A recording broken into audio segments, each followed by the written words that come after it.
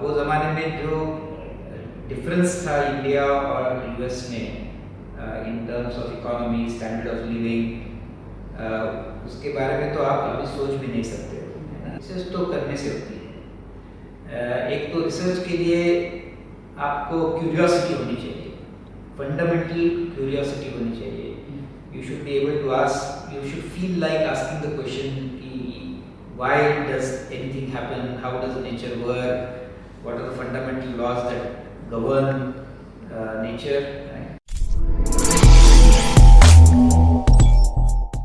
Hello future scientist, कैसे हो आप लोग।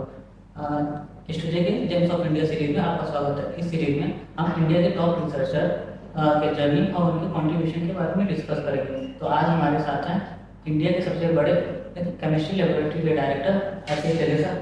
Good morning sir. तो मैं सबसे पहले सर के बारे में थोड़ा आपको बताना चाह रहा हूँ। Sir chemical engineering, polymer physics and polymer field में काफ़ी बड़े नाम हैं। प्लस सर का जो कॉन्ट्रीब्यूशन है हाइड्रोजन इकोनॉमी और हाइड्रोजन फ्यूल सेल में काफ़ी बड़ा है। तो बिना किसी देरी के सर के साथ बातचीत शुरू करते हैं। तो सर सबसे पहले आप अपने जर्नी के बारे में थोड़ा बताएंगे। तो जर्नी तो सीधी सादी है, कुछ खास तो नहीं है। हमने 12th स्टैंडर्ड के बाद मुंबई के जो इंस्टीट्यूट ऑफ केमिकल टेक्नोलॉजी है, बड़ा नाम है उसका, उसमें केमिकल इंजीनियरिंग की जो डिसिप्लिन है उसमें हमने ज्वाइन कर लिया। और 4 साल के बाद केमिकल इंजीनियरिंग की डिग्री हासिल करने के बाद हम यूएस में गए। वहाँ पे यूनिवर्सिटी ऑफ डेलावेयर में हमने पीएचडी करी, वो भी केमिकल इंजीनियरिंग में ही थी। और वहाँ से 1993 में जब हम ग्रेजुएट हो गए तो यही सोचा था कि भारत आ जाएंगे, वहाँ पे जॉब करने की मुझे कोई ऐसी खास एस्पिरेशन नहीं थी। तो डिसाइड कर लिया था कि पीएचडी के बाद ज़रूर वापस आ जाएंगे। हमारे ज़माने में तो वो एक अट्रैक्शन बहुत था, जो पीएचडी होने के बाद जो विद्यार्थी यूएस चले जाते थे तो पीएचडी होने के बाद वहाँ पे जॉब लेते थे, वहीं पे अपने करियर कर लेते थे। तो कुछ फ्यू स्टूडेंट्स ऐसे थे जो वापस आना चाहते थे, तो मैं शायद उनमें से एक था। वो ज़माने में जो डिफरेंस था इंडिया और यूएस में in terms of economy, standard of living, उसके बारे में तो आप अभी सोच भी नहीं सकते हो। हमारे ज़माने में तो एक ही चैनल हुआ करता था टेलीविज़न का, जो था डीडी। आपको शायद मतलब सोच के हैरानी होगी कि ऐसे कैसे हो सकता है। मोबाइल फ़ोन नहीं थे, इंटरनेट नहीं था,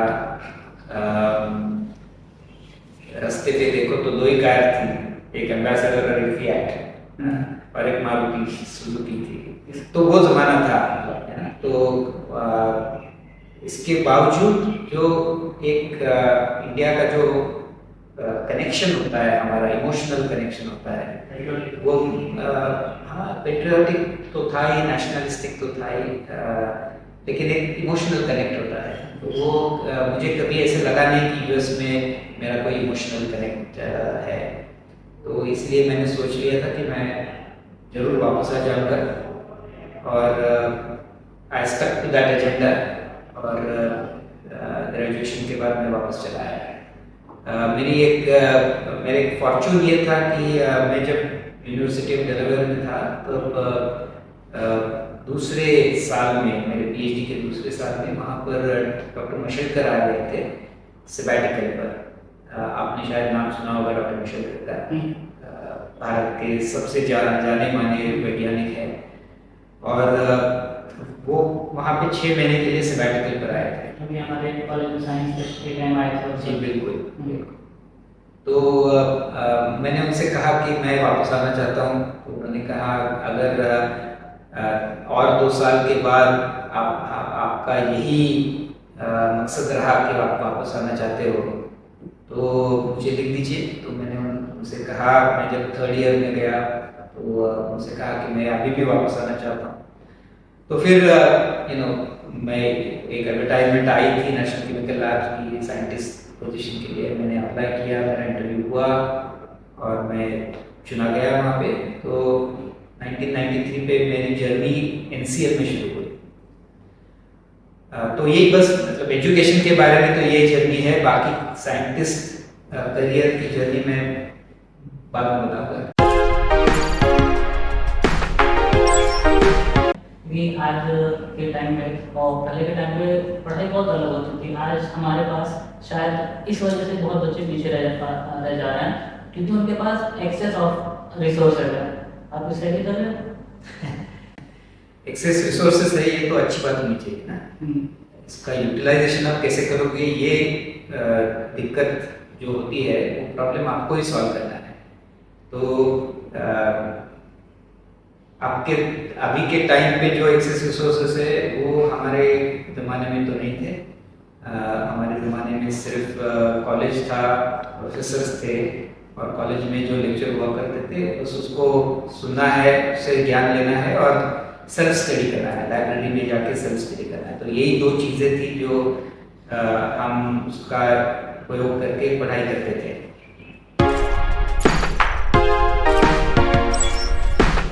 आपको ऐसा लगता है कि आईआईटी एंड एम्स की वजह से इंडिया के बहुत सारे प्रीमियर कॉलेज को मतलब उतना वैल्यू नहीं मिल पा रहा है जितना मिलना चाहिए? नहीं, ऐसे तो नहीं लगता है क्योंकि आईआईटी का बहुत नाम है।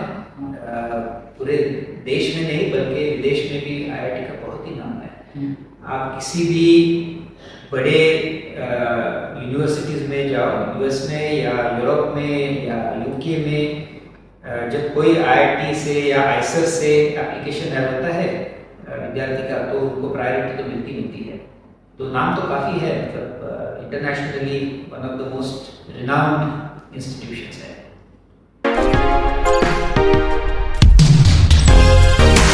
सर एक क्वेश्चन, ये मेरा पर्सनल क्वेश्चन है, रिसर्च करने से होती है या पढ़ने से होती है? रिसर्च तो करने से होती है। एक तो रिसर्च के लिए आपको क्यूरियोसिटी होनी चाहिए, फंडामेंटल क्यूरियोसिटी होनी चाहिए। You should be able to ask, you should feel like asking the question कि why does anything happen, how does nature work, what are the fundamental laws that govern nature, you have to be very curious about everything around you. That's the most fundamental part of being a researcher. अगर वो नहीं है तो आप मतलब research में जाना जरूरी नहीं है, don't go, that is not your career choice. और वो अगर फंडामेंटल चीज आप में है, क्यूरियोसिटी है और आप जानना चाहते हो, knowledge, you want to gain knowledge, तो फिर you have to go and do it. तो डूइंग का क्या मतलब है? मतलब अगर आप ये सोचते हो कि करने का मतलब लेबोरेटरी में जाओ और कुछ बनाओ, कुछ करो, कुछ एक्सपेरिमेंट्स करो, ये तो नहीं है। आप सिमुलेशंस कर सकते हो, वो भी करने की वाली बात है। आप रिसर्च पेपर्स पढ़ते हो, लेक्चर्स जाते हो, वो भी करने वाली बात है। तो करना और आपने क्या पूछा? पढ़ना दोनों एक ही चीज है, दोनों की जरूरत है। अल्टीमेटली करना तो पड़ता है। सिर्फ पढ़ने से कुछ नहीं होता है, लेकिन पढ़ना जरूरी है और फिर वो जो ज्ञान आप लेते हो पढ़ने से उसका इस्तेमाल करना, उसको अप्लाई करना, वो रिसर्च की अहमियत है।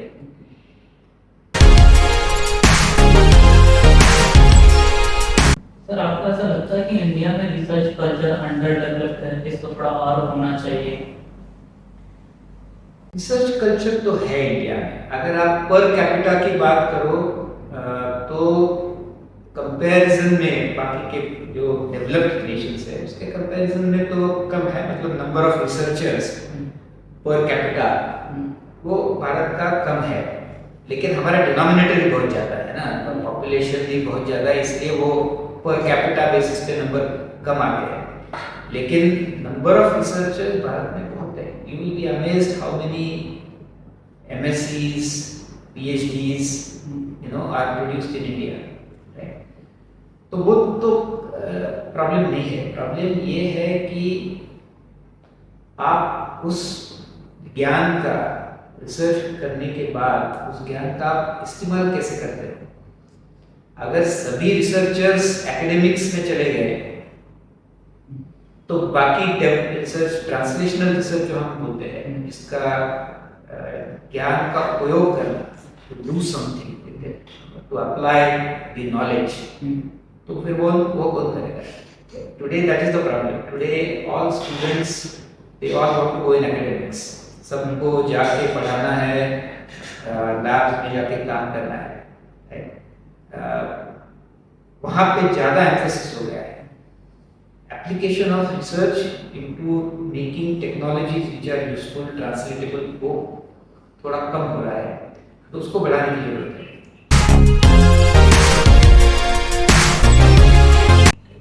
सर मैंने आपका सीवी देखा था, तो उसमें मुझे पता चला आपको 2 पेटेंट ग्रांटेड है, आपने 6 फाइल किया है, तो पेटेंट किस पे है?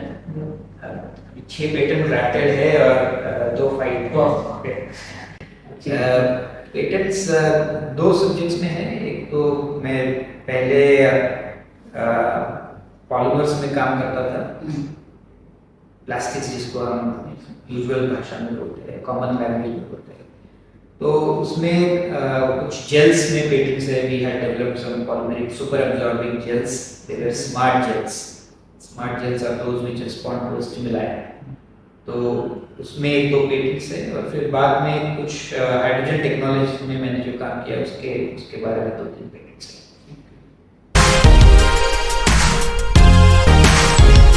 तो लग रहा है कि जो हाइड्रोजन है वो इंडिया की एनर्जी नीड को फुलफिल कर पाएंगे।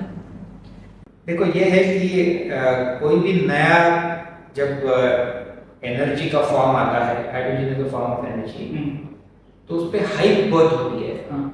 Everybody wants to work in that area, बहुत हाइप होती है, तो वो कॉमन है। मतलब उसमें हाइड्रोजन का कुछ दोष नहीं है, सभी फील्ड्स में ऐसे ही होता है। कुछ नई फील्ड आ जाती है तो बहुत एक्साइटमेंट होती है, हाइप होती है, सब लोग उसमें काम करना चाहते हैं, लेकिन eventually there will be some applications of hydrogen which are the best applications for hydrogen. एक ये सोचिए कि in the form of new types of energy, clean energy जिसको हम बोलते हैं, है ना, उसमें there are many different forms of clean energy, तो hydrogen is one of them. तो इसका ये मतलब नहीं है कि किसी जहाँ कहाँ क्लीन एनर्जी लगेगी वहाँ सिर्फ हाइड्रोजन यूज करना है, ऐसे नहीं। सोलर है, विंड है, हाइड्रो इलेक्ट्रिसिटी है, न्यूक्लियर है, there are many forms of clean energy. इसका मतलब है कि when you produce that energy you don't have carbon emissions, तो hydrogen is one form of that. तो इसका ये मतलब नहीं है कि हाइड्रोजन सभी जगह ओनली यूज हाइड्रोजन। तो जिस एप्लीकेशन में हाइड्रोजन सबसे बेहतर चॉइस है इन सारे चॉइसेस में से, वही एप्लीकेशन हाइड्रोजन के लिए सबसे ठीक एप्लीकेशन है, करेक्ट एप्लीकेशन है।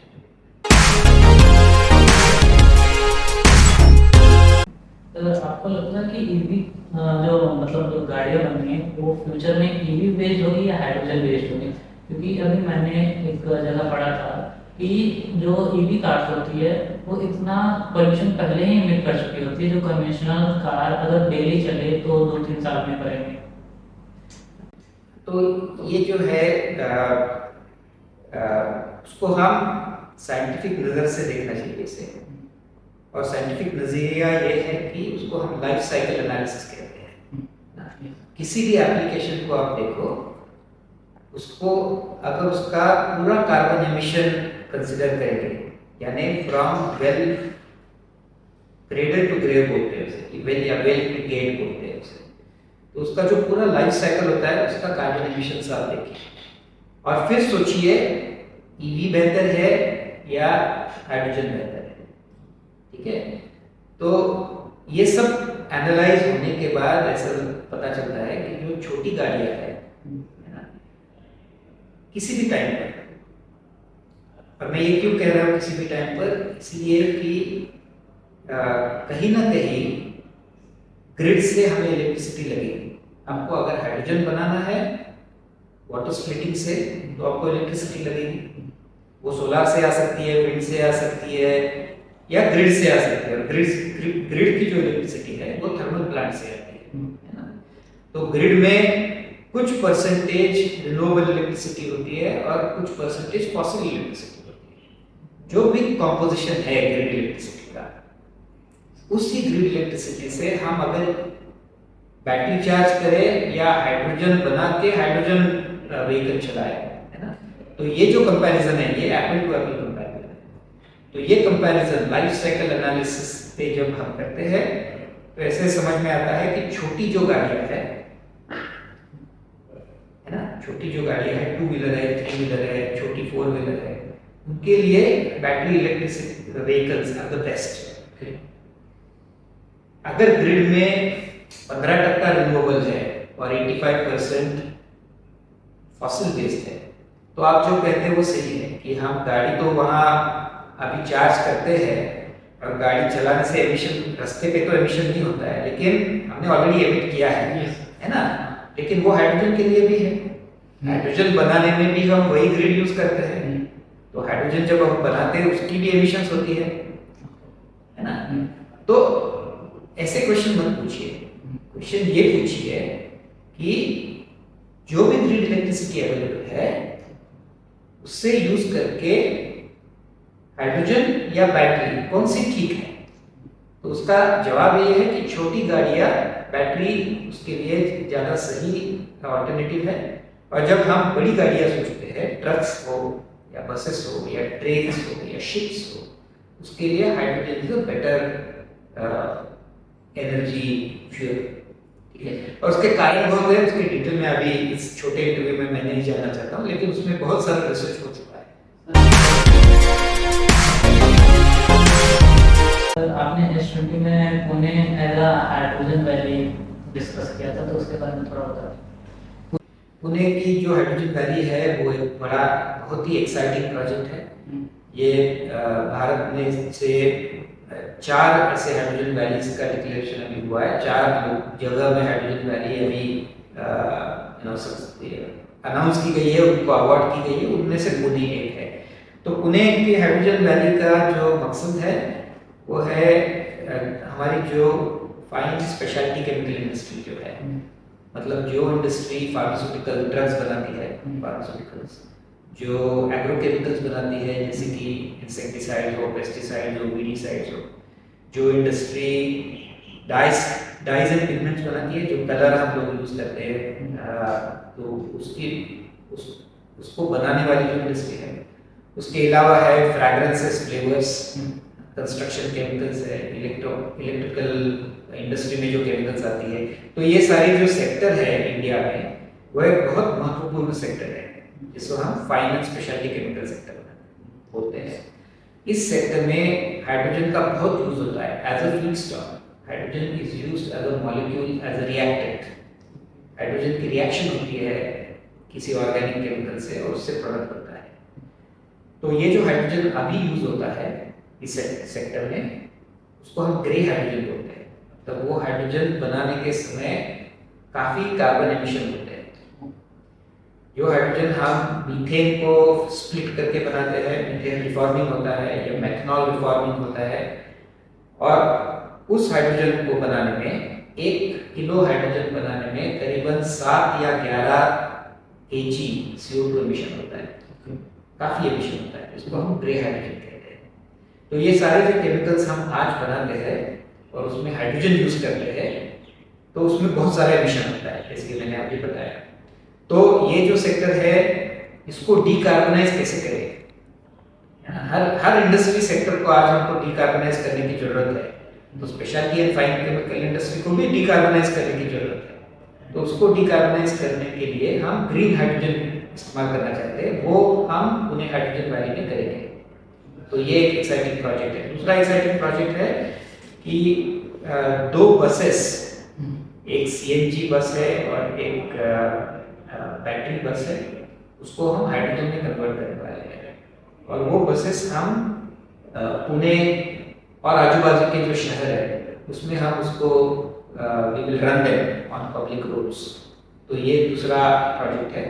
और इस वैली में हम 3 बड़ी संस्थाएं हैं यहाँ की रिसर्च इंस्टीट्यूशंस। एक तो NCL है जो लीड इंस्टीट्यूशन है, दूसरी है ARAI automotive research association of India, वो भी पुणे स्थित है, और तीसरी है अगरकर रिसर्च इंस्टीट्यूट। तीनों पुणे स्थित इंस्टीट्यूट है। और हमारे ये तीनों इंस्टीट्यूट से जुड़े हुए जो 7-8 इंडस्ट्रीज है, वो भी पुणे मुंबई बेस्ड है और वो हमसे जुड़े हुए हैं। वो हाइड्रोजन बनाएंगे भी, वो बसेस भी बनाएंगे और सारे इसको डिप्लॉय भी करके पायलट प्रोजेक्ट्स हम इम्प्लीमेंट करेंगे। तो ये पुणे हाइड्रोजन रैली का कंसेप्ट है। ये सर ये हाइड्रोजन फ्यूल से रिलेटेड लास्ट क्वेश्चन है सर। इसमें बहुत सारे चैलेंजेस भी होते हैं, जैसे हाइड्रोजन को एक जगह से दूसरी जगह ट्रांसपोर्ट करना काफ़ी रिस्की होता है। हम सीएनजी जब भराते हैं तो रिकमेंड किया जाता है कि गाड़ी खाली करके फिर भराओ, तो हाइड्रोजन में ऐसी क्या प्रॉब्लम होती है? तो एक तो सेफ्टी की प्रॉब्लम हाइड्रोजन में काफ़ी है।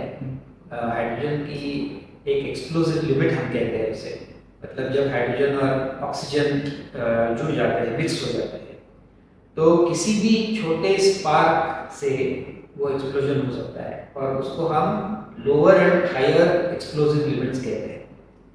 तो ये जो रेंज है, lower explosive limit and higher upper explosive limit या हायर एक्सप्लोजिव, वो हाइड्रोजन की काफ़ी बड़ी है। तो इसलिए सेफ्टी बहुत मायने रखती है। जैसे हाइड्रोजन में safety is very very important, paramount importance. लेकिन जो टेक्नोलॉजीज अभी बनी है, they address all the safety issues of hydrogen. जैसे कि आप हाइड्रोजन आज कार्बन फाइबर इन्फोर्स्ड टैंक्स मिलते हैं, कमर्शियली अवेलेबल है, जिसमें हम 350 बार से लेके 1000 बार तक हम हाइड्रोजन फिल कर सकते हैं, ठीक है ना। और वो बहुत सेफ है, it has been tested widely, it is used today on roads outside India. और इंडिया के रेगुलेटरी एजेंसी ने 350 बार को भी अभी अडॉप्ट किया है, मतलब it has approved 350 bar hydrogen cylinder. तो काफ़ी ये सेफ टेक्नोलॉजीज है। लेकिन इसका ये मतलब नहीं है कि हम किसी भी तरह हाइड्रोजन को यूज़ करें, ये इसका मतलब नहीं है। तो हम सेफ ही यूज़ करेंगे और जो सारे सेफ्टी प्रोटोकॉल्स हैं, वो सेफ्टी प्रोटोकॉल्स हम उसको फॉलो करके हाइड्रोजन का फिलिंग और हाइड्रोजन का यूसेज कर सकते हैं।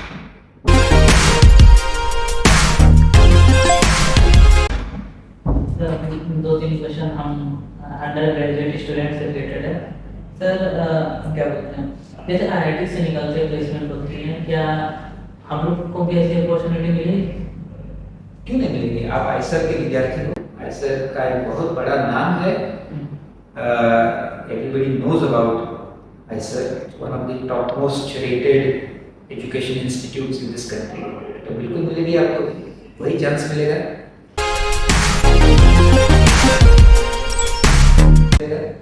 सर एक क्वेश्चन फर्स्ट ईयर ये कंफ्यूज रहते हैं कि हमको फर्स्ट ईयर में इंटर्नशिप करनी चाहिए, नहीं करनी चाहिए, करनी चाहिए तो कैसे करनी चाहिए, और कैसे मतलब क्या अप्रोच होनी चाहिए अगर कोई फ्रेशर है, फर्स्ट ईयर है तो?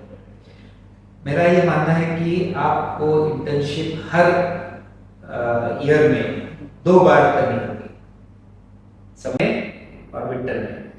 दोनों सेमेस्टर के बीच जो वेकेशन आती है, तो उसमें आप उस समय का इस्तेमाल करके कुछ पढ़ो। और पढ़ो मतलब लाइब्रेरी में जाके बैठो या ऑनलाइन कंटेंट पढ़ो, ये नहीं है। हाथ से काम करो, लैब में जाओ, भले वो एक्चुअल लेबोरेटरी हो या सिमुलेशंस हो। Get engaged with actual research, get engaged with students who are working in that research. ये एक है। दूसरा ये है कि अगर आपका इंक्लिनेशन थोड़ा एप्लीकेशन ओरिएंटेड है ना, तो आप ऐसे रिसर्च प्रोजेक्ट्स में काम करो जिसमें there is a large component of applied research. या आप इंडस्ट्री में जाओ और इंडस्ट्री में जाके वहाँ पे जुड़ जाओ, वहाँ के रिसर्च टीम से के साथ काम करो, है ना। तो एक्चुअल एप्लीकेशन ओरिएंटेड रिसर्च या इम्प्लीमेंटेशन, मतलब नॉलेज का, ज्ञान का इम्प्लीमेंटेशन इंटर्नशिप में होता है, तो उस पर ज़्यादा आप एम्फसाइज करो।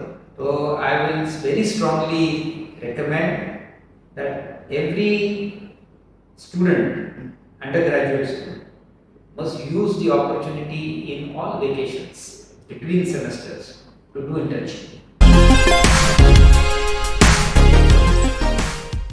लास्ट में हम जैसे अंडर ग्रेजुएट के लिए कोई सजेशन कोई Look, India is an aspiring country. Okay, we are no longer a developing country. Our aspirations are now, not just a developed country, right, but one of the top 2-3 developed countries. ये हमारी aspiration है. तो ये अगर देश की ये aspiration है, तो आपकी भी वही aspiration होनी चाहिए. तो मेरा ये मानना है कि students of your age, young students, आप में इतनी एनर्जी होती है, एंथुजियाज्म होता है, पॉजिटिविटी होती है, काम करने की इच्छा होती है, आपके ड्रीम्स बहुत है. You have to dream very big. Okay, outrageous में बोलता हूँ उसको. No, don't dream small, you have to dream outrageous. Okay, तभी जाके India will become one of the leading countries of this world. कम मत एस्पिरेशन रखो, बहुत ज्यादा एस्पिरेशन रखो. Thank you sir, Thank you. आपसे बात करके बहुत अच्छा लगा.